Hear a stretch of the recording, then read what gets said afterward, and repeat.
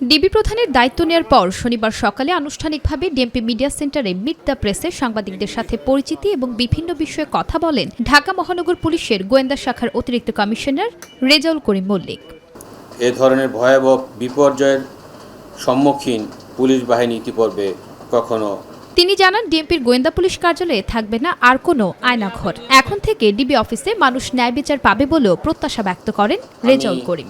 স্পষ্টভাবে বলতে চাই, ঢাকা মহানগর গোয়েন্দা অফিসে আর কোনো আয়নাঘর থাকবে না। ডিবির কলঙ্কিত অধ্যায় শেষ করে সেটিকে পবিত্র করা হবে, যেখানে মানুষ ন্যায় বিচার পাবে। এখানে কোনো নায়ক নায়িকা বা সেলিব্রিটিদের সময় কাটানোর জায়গা হবে না। থাকবে না কোনো ভাতের হোটেল। আসামি যেই হোক না কেন, সেই ন্যায় বিচার পাবে। ডিবির অতিরিক্ত কমিশনার বলেন, ডিবি পরিচয় তুলে আনার কলঙ্কিত অধ্যায় আর থাকবে না। কোনো সদস্য অনৈতিক ও অপেশাদার কর্মকাণ্ডে জড়িত থাকলে তাকেও ছাড় দেওয়া হবে না বলে জানান ডিবি প্রধান।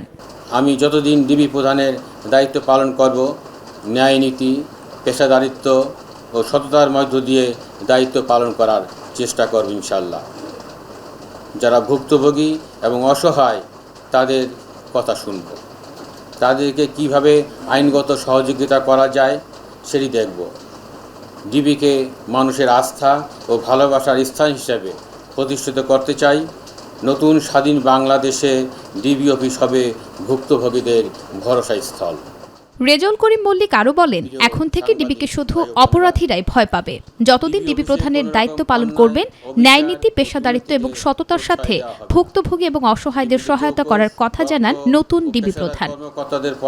নুসরাত শারমিন, মাই টিভি, ঢাকা।